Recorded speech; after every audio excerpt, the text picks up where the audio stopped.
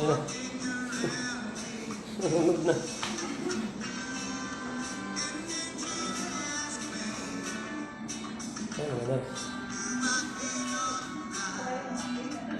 Ayos, sir.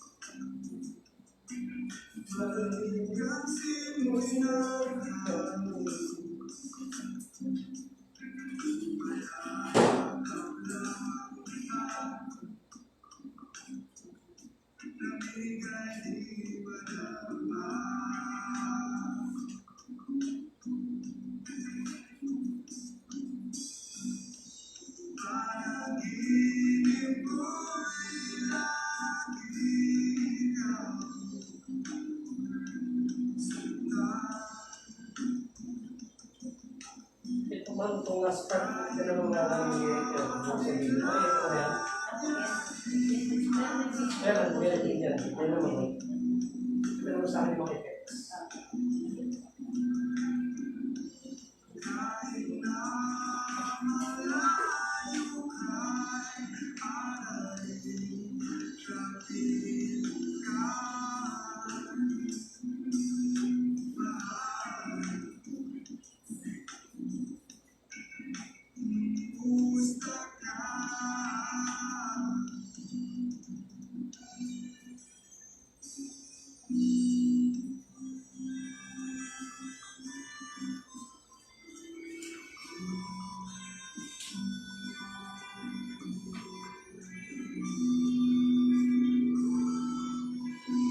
So, paano gagamitin na lang natin yung tuwan niya yung lyric. Yung invite din natin mo. Sino naman gawin natin ito para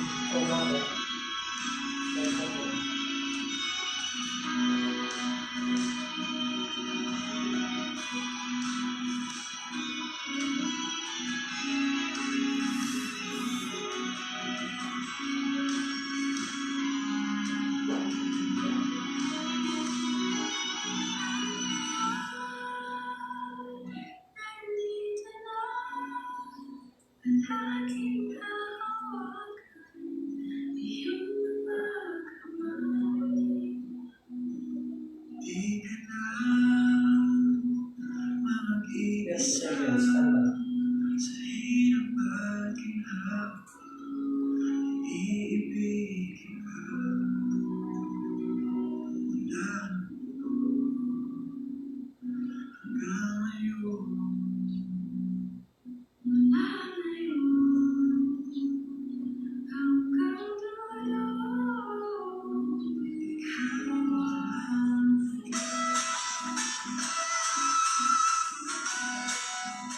Ang oras ay 9:00 ng umaga.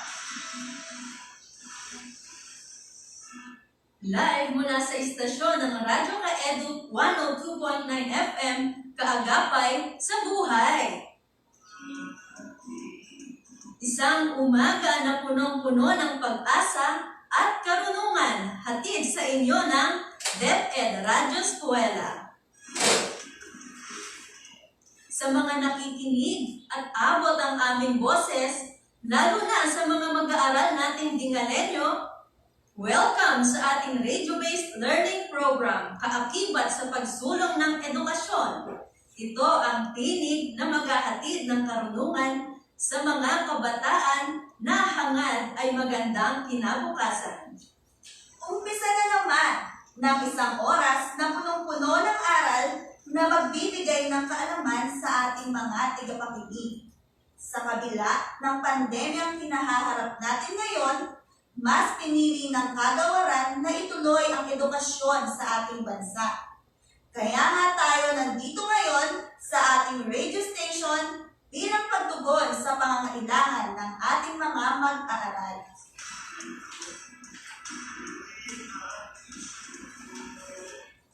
Ang oras ay 2 minuto makalipas ang 9:00 ng umaga. Simulan natin ang ating pag-aaral sa pamamagitan ng paghingi ng paggabay, kalakasan, at pagsamo ng pagkalooban tayo ng talino ng ating Panginoong Diyos.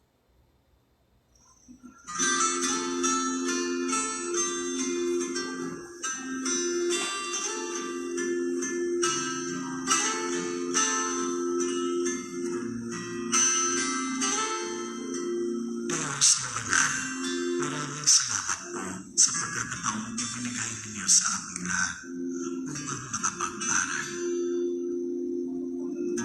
Salamat po sa pagbibigay ninyo sa amin ng isang guro na matigang inuubog ang aming isipan sa araw-araw. Salamat din po sa aming mga magulang sa patuloy na pagkakaloob sa amin ng aming mga pangangailangan. Gabayan naman po ninyo kami upang makita ng aming mga mata ang mga aral na ibinibigay ng aming tagapagturo. Bigyan niyo po kami ng talas ng isip upang matayo sa mga bagay na kailangan namin malaman. At lubayan po kami sa aming mga landas na piniling lagarin. Wala po kami magagawa kung walang inyong tulong at mga pagpapala. Gabayan din naman ninyo ang aming guro upang maibigay niya ng lubusan ang mga paliwanag na aming tatalaganin sa pagharap sa kinabukasan. Bigyan din naman ninyo siya ng matigang kalooban upang mapatawad ang aming pagkukulang. Sa harap ninyo at sa inyong bugtong na anak, inaalay namin ang araw na ito. Amen.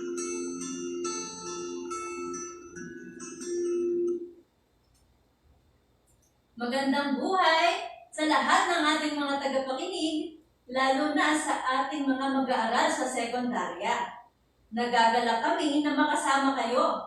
Ako ang inyong lingkod, si Teacher Crizel, At ako naman, si Teacher Ellen, at kami ang inyong teacher broadcaster sa umagang ito. at handang gumabay sa unang paksa ng Araling Panlipunan sa Ikawalong Baitang.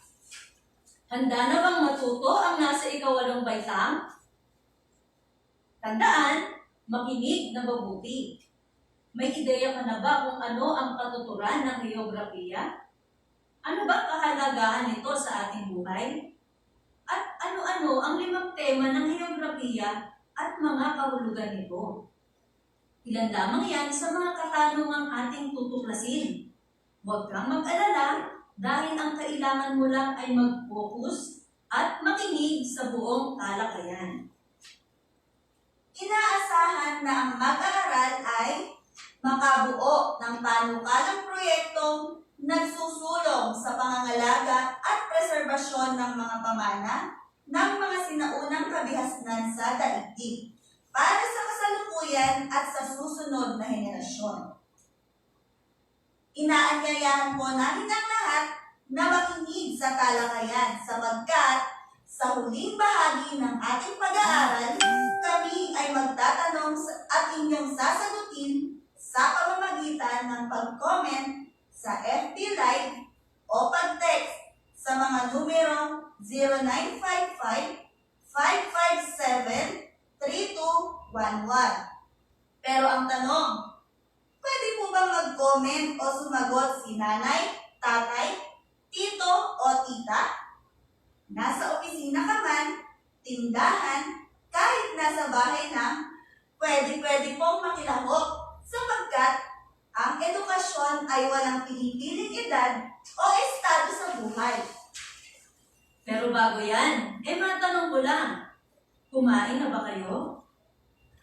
Mabuti kung kayo'y nakakain na, dahil mas mainam kung may laman ng inyong mga tiyan upang maging alerto ang inyong pag-iisip at maayos na maunawaan ang ating aralin.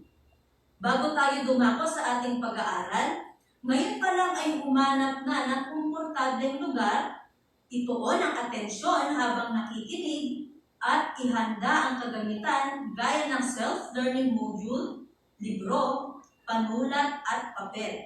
At maaari ninyong isulat ang mahalagang impormasyon na inyong maririnig.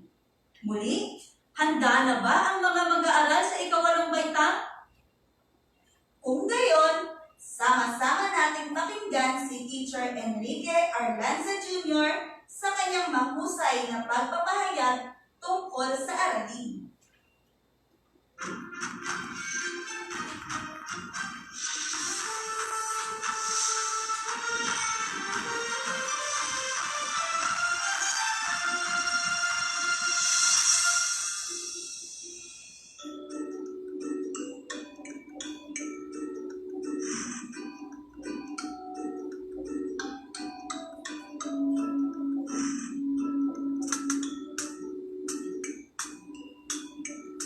What's up mga Gen Z? Kumusta kayong lahat dyan? Handa na ba kayong matuto ng Araling Panlipunan A? Ako nga pala si Sir Enrique, o Sir E for short. Samahan niyo ako at maglalakbay tayo upang tuklasin ang exciting, surprising, at hindi boring na kasaysayan ng mundo. O, handa na ba kayo?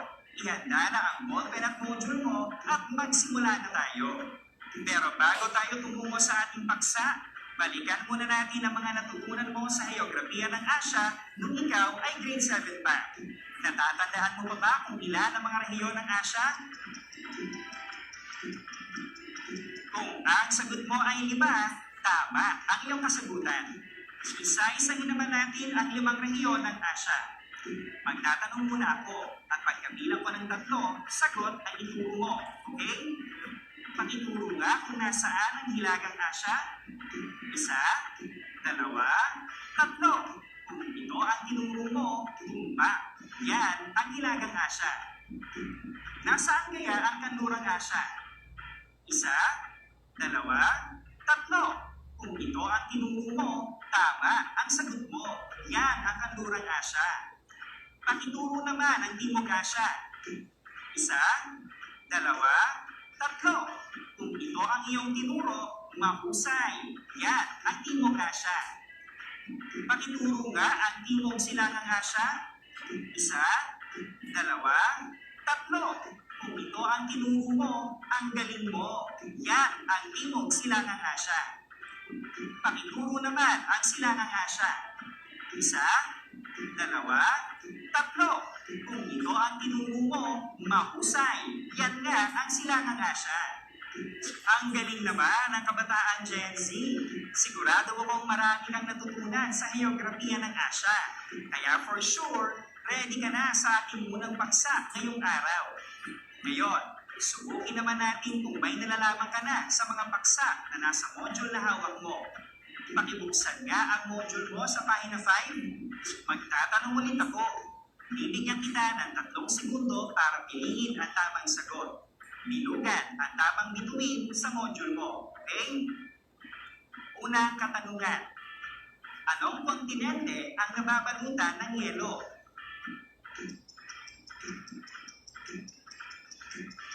Kung ang binilugan mo ay bituin ng Antarctica, abay tama ka.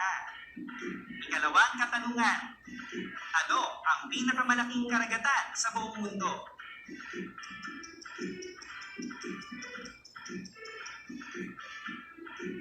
Kung binilugan mo naman ang bituin ng Pacific Ocean, you've got it right. Ikatlong katanungan. Ano ang natatanging planeta sa solar system na may kakayahang suportahan ang buhay?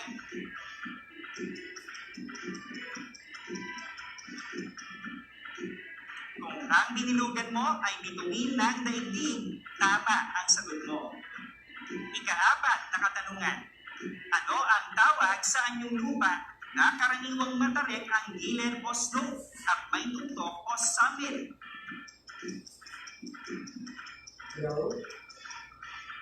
Kung binilugan mo ang bituin ng mundo, tumbak ang sagot mo. At huling katanungan. Ano ang tawag sa klima na may tag-init at tag-ulan?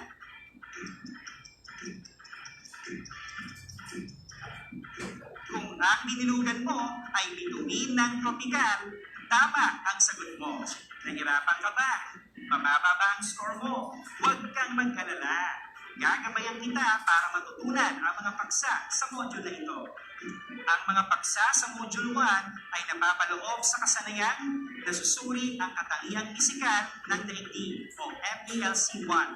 At para sa episode na ito, bibigyan natin ng focus ang mga sumusunod na kasanayang may kinalaman sa MELC 1. Number 1, natatalakay ang kahulugan ng geografiya at mga dahilan kung bakit ito mahalaga sa pag-aaral ng kasaysayan. Number 2, nailalahan ang mga saklaw ng pag-aaral ng geografiya. Number 3, natatalakay ang 5 tema ng geografiya.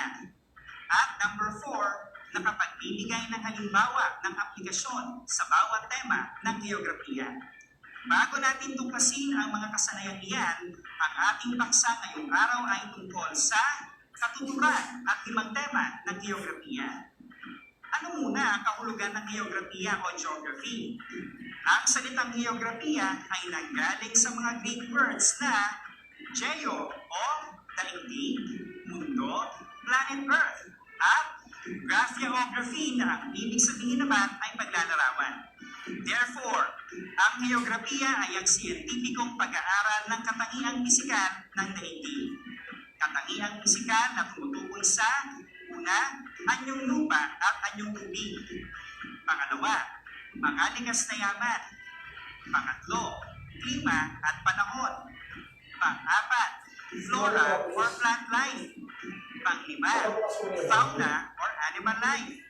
At pang-6, distribusyon at interaksyon ng lahat ng mga tao at organismo sa kapaligiran.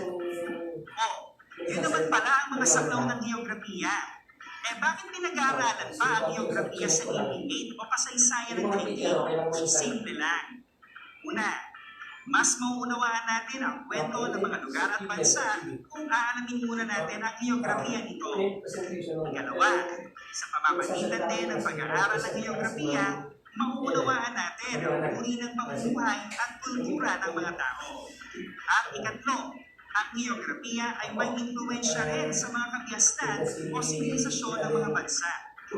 At ilan lang yan sa maraming kaugnayan ng geografiya sa kasaysayan. Tingnan muna natin kung nag-isip mo na ang kahulugan ng geografiya. Tugtungan ang pahayag. Ang geografiya ang pag-aaral ng katangiang pisikal ng lugar. Letter A, halaman. B, hayop. C. Daigdig. O letter D. Hindi Bato. naman share ni... May 3 segundo ka para sumagot. Kung ang sagot mo ay letter C, happy si Sir A dahil tama ang sagot mo. Balik tayo ngayon sa kahulugan ng geografiya. Alam na natin na marami pa ng pinag-aaralan sa geography. Ibig sabihin, malawak. Kaya naman, para maging mas madali, mas simple, at mas organisado ang pag-aaral ng geografiya, may ginawang teknik ang National Council for Geographic Education at ang Association of American Geographers noong 1984 sa Amerika na ngayon ay ginagamit na rin sa curriculum ng grade 8 sa Pilipinas. Ito ang 5 tema ng geografiya, kung saan kapag in-apply mo ang isang tema sa isang sitwasyon o phenomenon, ay mas madaling mauunawaan ng tao ang mundo na kanyang ginagalawan. Isa-isahin natin ang 5 tema ng geografiya. Repeat after me, ha? Number 1, lokasyon. Number 2, lugar. Number 3, rehiyon. Number 4, interaksyon ng tao at kapaligiran. At number 5, paggalaw. Yan ang 5 tema ng geografiya na tatalakayin natin isa-isa. Talakayin muna natin ang unang tema, ang lokasyon. Ano ang lokasyon? Ang lokasyon ay tumutukoy sa kinaroroonan ng mga lugar sa daigdig. Sinasagot ng temang ito ang tanong na saan.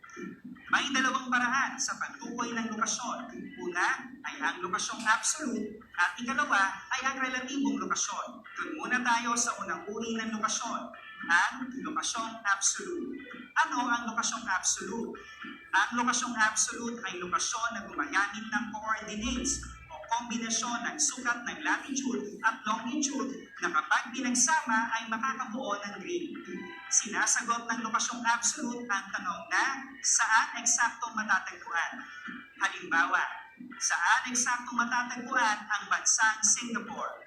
Gamit ang mga coordinates, ang Singapore ay matatagpuan sa 1 degree north latitude at 103 degrees east longitude.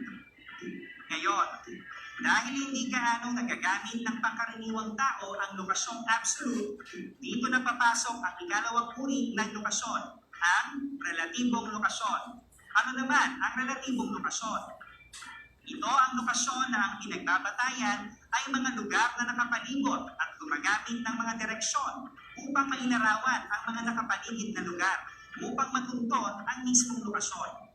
Sa madaling salita, sinasagot nito ang tanong na saan malapit. May 2 uri ang relatibong lokasyon, ang lokasyong bisinal at lokasyong insular, kung saan ang lahat ng malalapit na lugar o bansa ay tinatawag na bisinal at lahat ng malapit na anyong tubig naman ay tinatawag na insular. Ganito ang halimbawa ng lokasyong bisinal. Ang bansang Switzerland ay malapit sa timog ng Germany, kanluran ng Austria, hilaga ng Italy, at silangan ng France. Ganito naman ang halimbawa ng lokasyong insular. Ang Pilipinas ay malapit sa kanluran ng Pacific Ocean, timog ng Bashi Channel, silangan ng West Philippine Sea, at hilaga ng Celebes Sea. Tumungo na tayo sa ikalawang tema ng geografiya, ang lugar. Ano ang lugar bilang isang tema? Ang lugar ay tumutukoy sa mga katangiang natatanging o unique sa isang buo. Sinasagot ng temang ito ang tanong na, anong mayroon dyan? May 2 paraan ng paglalarawan ng lugar. Una, katangiang pisikal o physical characteristic, kung saan inilalarawan ng isang lugar batay sa klima, anyong lupa, anyong tubig, at mga likas na yaman.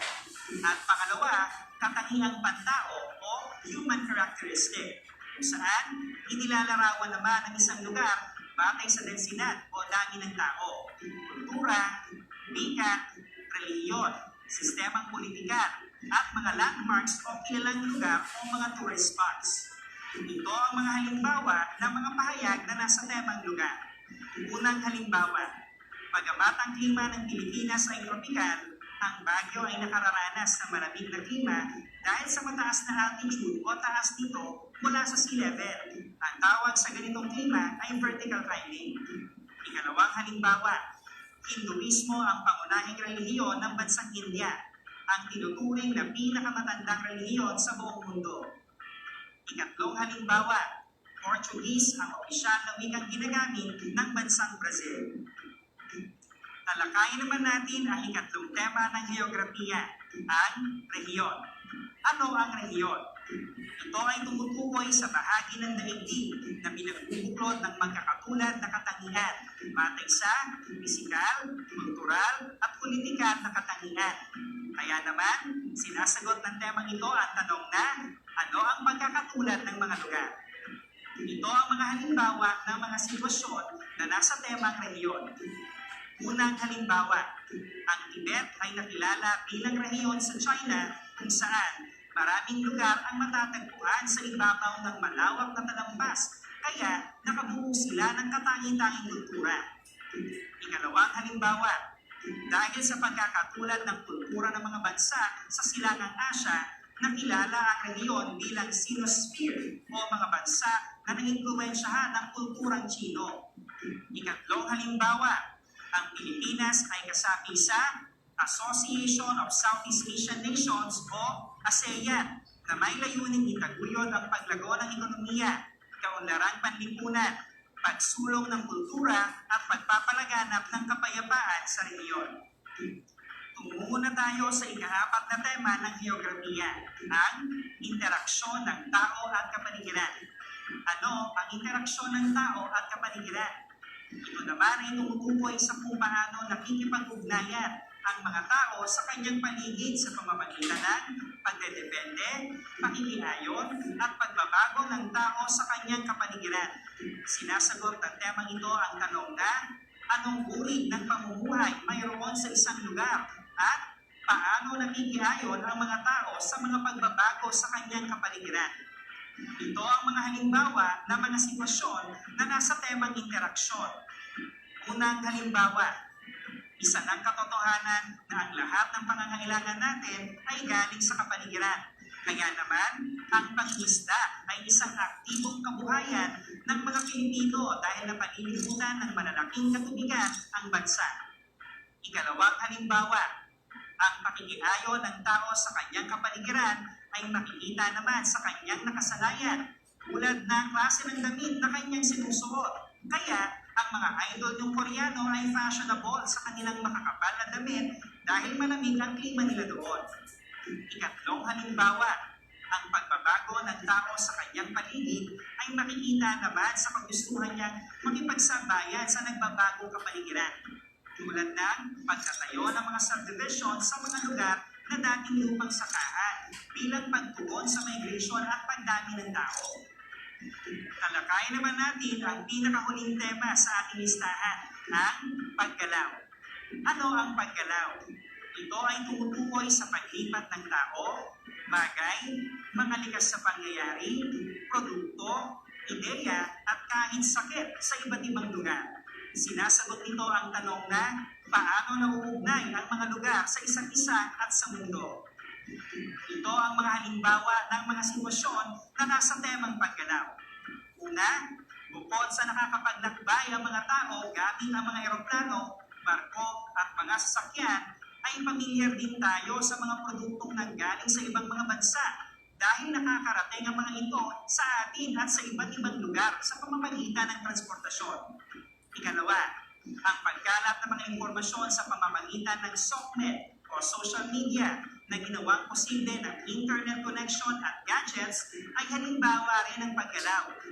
Dahil dito, nakakarating sa atin ang mga impormasyon, balita, ideya, at kahit fake news mula sa iba't ibang panig ng mundo. Ikatlong halimbawa, ang pagkalat ng sakit na COVID-19 ay halimbawa rin ng paggalaw. Dahil sa patuloy na paglipat o pagta-travel ng mga tao na carrier ng virus, kasabay din nilang gumalaw ang mismong virus na nagpapataas sa risk ng paghahawaan kaya palaging pinapaalala ng gobyerno na stay at home. At kung lalabas naman ay wear your mask and face shield and always observe social distancing. Tapos na ang ating talakayan. Pero bago kita iwan, subukan mo muna ang iyong natutunan sa paksang tinalakay natin. May inihanda ako mga katanungan. Bibigyan kita ng 5 segundo para piliin ang tamang sagot. O, ready ka na ba? Unang katanungan. Ano ang tawag sa siyentipikong pag-aaral ng katangiang pisikal ng daigdig? A. Economics. B. Geografiya. C. Kasaysayan. O letter D. Antropolohiya.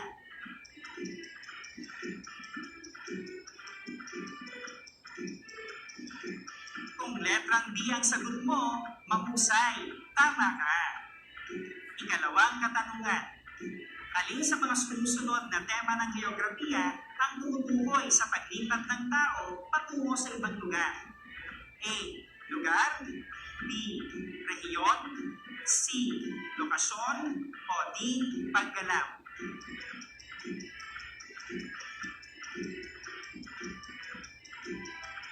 Kung letrang D ang sagot mo, magaling. Tama ka.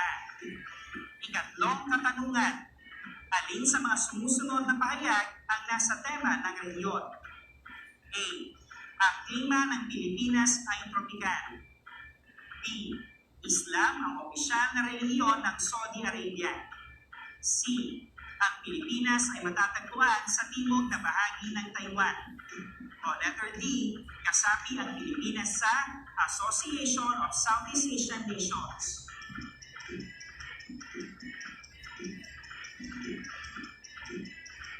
Kung letrang D ang sagot mo, bravo! Tama ka! Ika-4 na katanungan. Alin sa mga sumusunod na pahayag ang nasa tema ng lugar? A. Ang Germany ay miyembro ng European Union. B.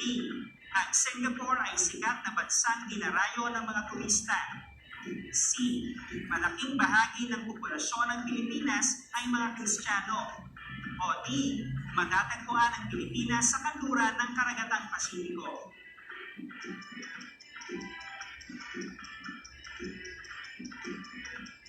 Kung letrang C ang sagot mo, naks, tama ka. Huling katanungan. Ang mataas na antas ng teknolohiya ay nagpabilis sa pagpunta ng tao sa mga bansang may magagandang pasyanan. Sa anong tema ng geografiya may uuri ang pahayag?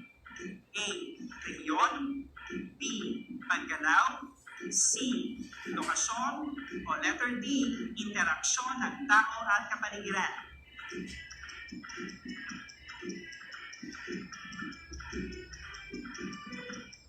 Kung letrang D ang pinili mo, tama ang sagot mo. Naka-perfect 5 points ka ba? Wow, ang galing naman. Kung hindi, okay lang yan. Tandaan na hindi masusukat ang talino sa score lang. Basta't sinubukan mo at may natutunan ka sa lesson, ikaw ang winner. At para mas winner ka sa next lesson natin, nakibasa na po ang paksa tungkol sa estruktura ng daigdig na mababasa sa pahina 9 ng Module 1. Hanggang sa muli, see you all sa next episode ng Sir E sa DepEd TV. Ako po ulit si Sir Enrique na nagsasabing, makinig para matuto, magbasa para makabisado, at manood para maging edukado. Paalam!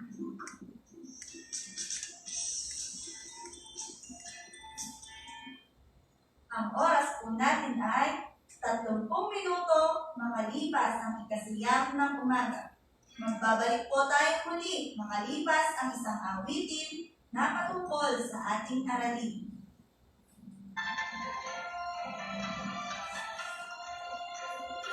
Sa Pilipinas, iba ay bangkay, paligid tubig, mababalik, ang iyong rutina, ang iyong lupa tubig, ang Pilipinas, dahil tulong sa atin, may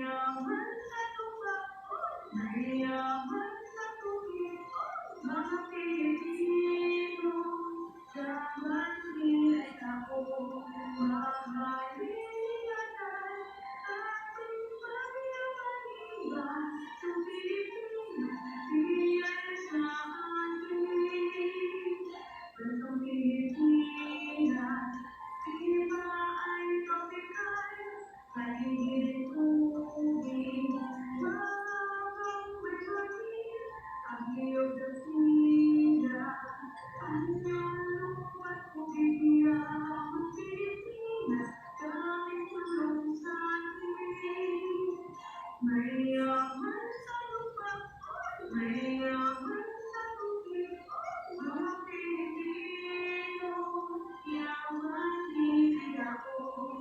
Mahalin natin ating pangyayaring iba sa Pilipinas, biyan sa atin.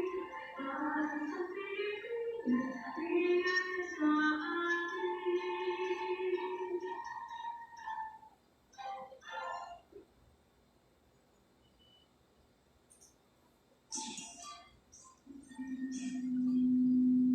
At nagbabalik po kami muli upang ipagpatuloy ang ating talakayan. Halina't balikan natin muli ang ating aralin at ihanda ang sarili sa mga katanungan. Kami po ay naghanda din ng munting premyo sa mga unang makasasagot ng tama sa 5 tanong namin inihanda. Kaya makinig na mabuti. Ibinahagi sa atin ni Teacher Enrique na sa pag-aaral ng lipunan at kasaysayan ng tao ay mahalaga na matutunan muna natin ang heograpiya. Ang heograpiya ay nagmula sa salitang Griego na geo na nangangahulugang daigdig at grafia na ang ibig sabihin ay paglalarawan. Kaya ang literal na kahulugan nito ay paglalarawan ng daigdig.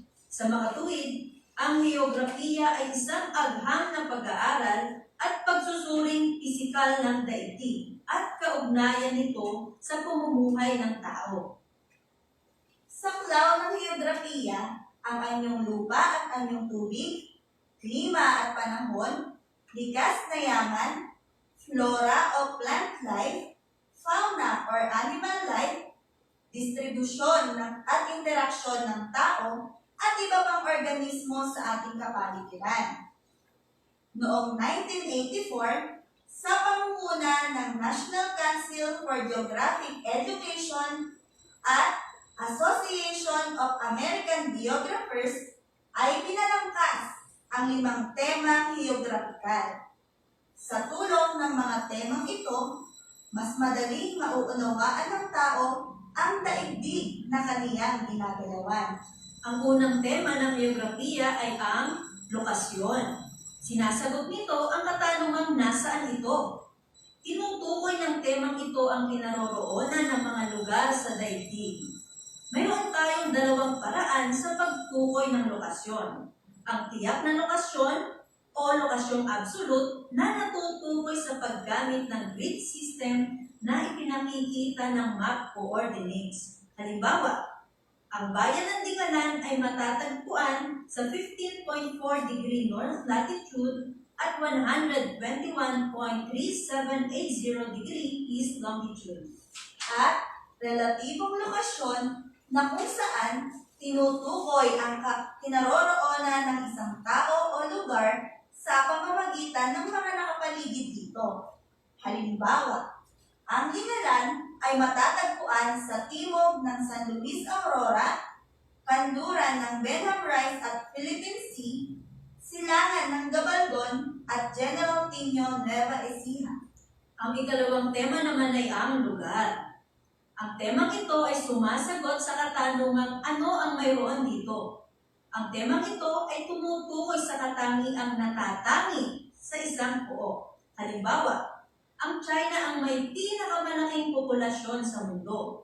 O kaya naman, ang Pilipinas ay kilala sa tropical na klima nito.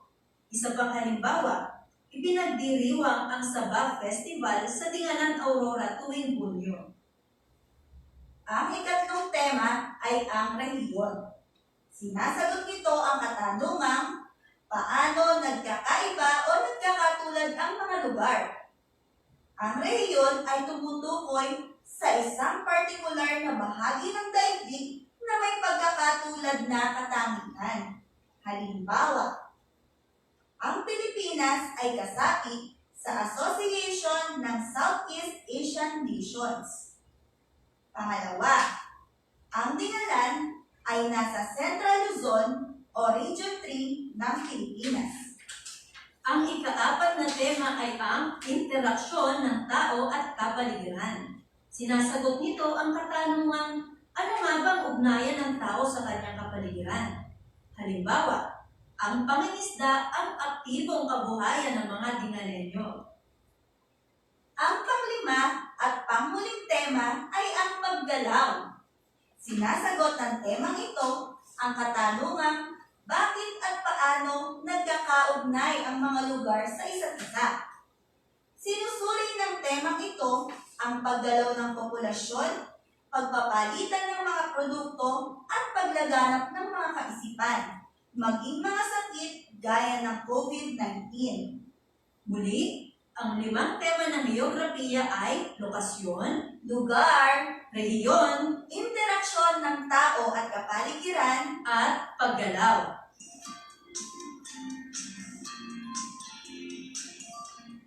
Ngayon ay dadako na tayo sa tanong ko, sagot mo! Ipadala ang inyong sagot sa numero 0955-557-3211.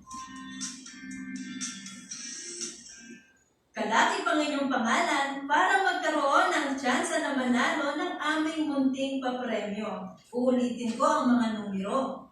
0955-557-3211. Narito ang aming unang tanong.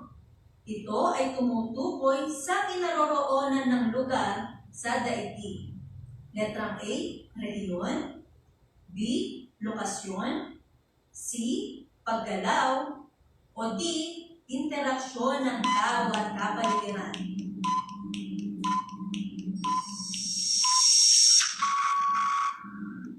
Kung letrang B o lokasyon ang sagot mo, magaling!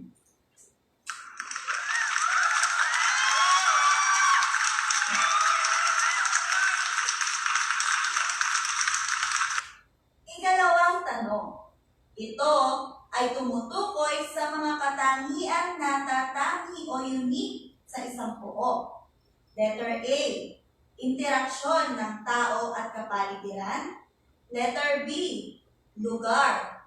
Letter C, rehiyon. O letter D, paggalaw.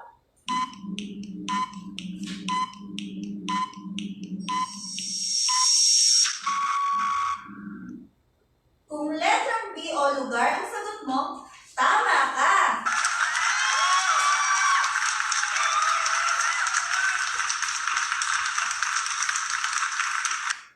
Ikatlong tanong. Ito ay tumutukoy sa paglipat ng tao, bagay, mga likas na pangyayari, produkto, ideya at kahit sakit sa iba't ibang lugar. Letter A, interaksyon ng tao at kapaligiran. B, lugar. C, rehiyon. O D, paggalaw.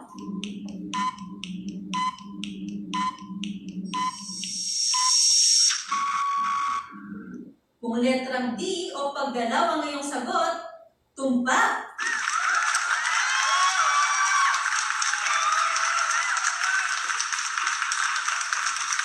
Ika-4 na tanong. Ito naman ay tumutukoy sa kung paano nakikipag-ugnayan ang mga tao sa kanyang paligid sa pamamagitan ng pagdedepende, pakikiayon, at pagbabago ng tao sa kanyang kapaligiran. Letter A, interaksyon ng tao at kapaligiran. Letter B, lugar. Letter C, rehiyon. O letter D, paggalaw.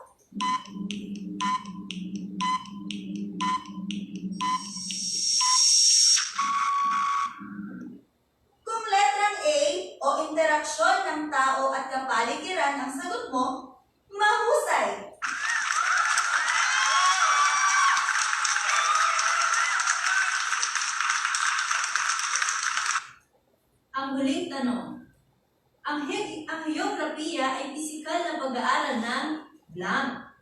Letter A, tao. B, hayop. C, halaman. O D, daigdig.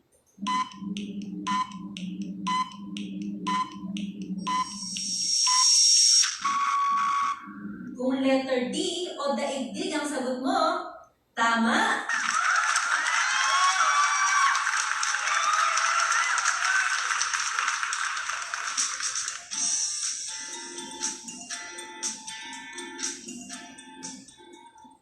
Binabati namin kayo, mga mag-aaral.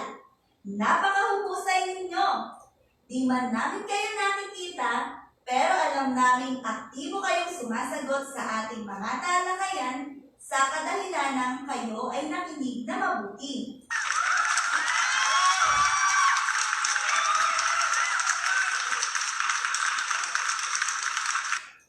Naway isa puso at isa isip ninyo ang inyong mga natutunan. Kami ay lubos na natutuwa at talagang kuhang-kuha nyo ang layunin ng ating aralin. Sana ay naging makabuluhan at produktibo ang ating pagsasama-sama sa umagang ito. Mga minamahal namin kababayan, maraming salamat po sa inyong pakikinig, pakikiisa, at aktibong partisipasyon sa radio-based learning sa araw na ito. Mayroon pong iba't ibang lessons at grade level, araw-araw ang inyong maririnig. Ito po ay inyong mapapakinggan sa Radyo Kaedu tuwing ikasiyam hanggang ikasampu ng umaga mula Lunes hanggang Biyernes. At dito na po natatapos ang ating radio-based learning ngayong araw na ito.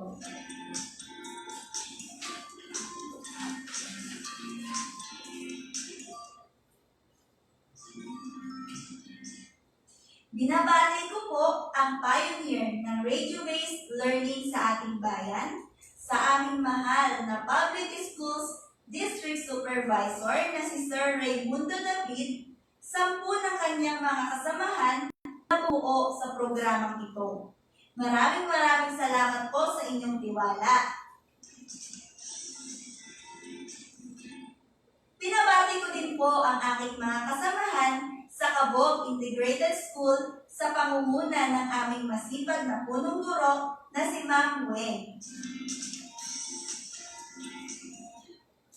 Akin naman pong binabati ang Ibuna National High School family sa pamumuno po ng aming napakabait at napakasipag na school head, Sir Charles A. Calixto, at ang faculty and staff ng Dingalan National High School. Kay DJ Bong, Sir, salamat po sa pag-welcome dito sa Radyo Kaedu.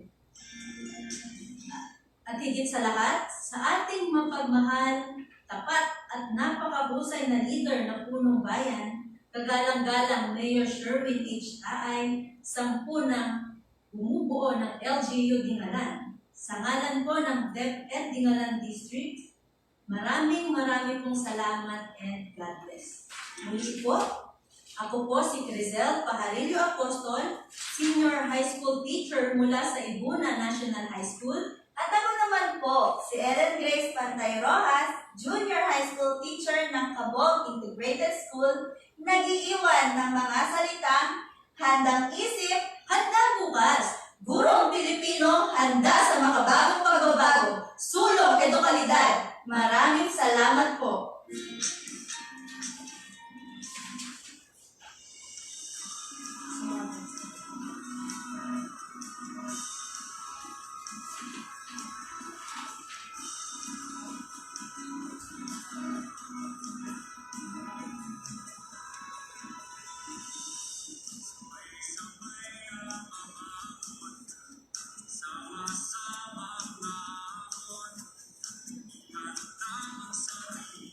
Galing mo, no?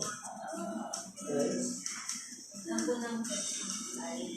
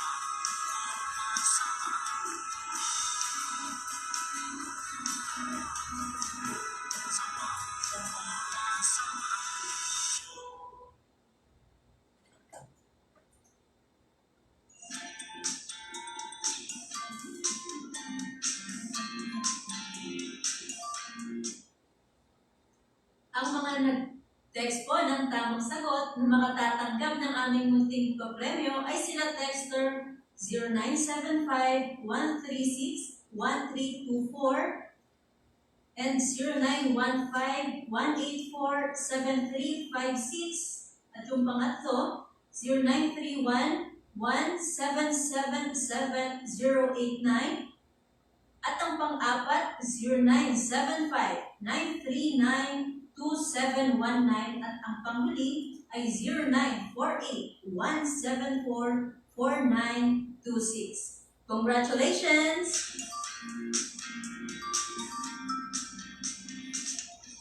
Tumutok po muli sa ating programang pang-edukasyon tuwing alas 9 hanggang alas 10 ng umaga, Lunes hanggang Biyernes. Ito ang DepEd Radyo Eskwela. Makinig, makisangkot at matuto. Paalam!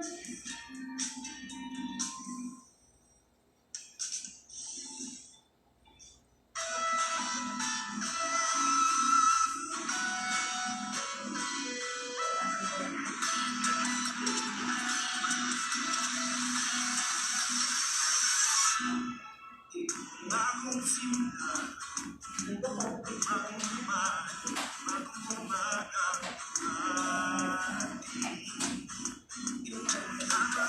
Okay, sumaya ko natin. Sumaya sa...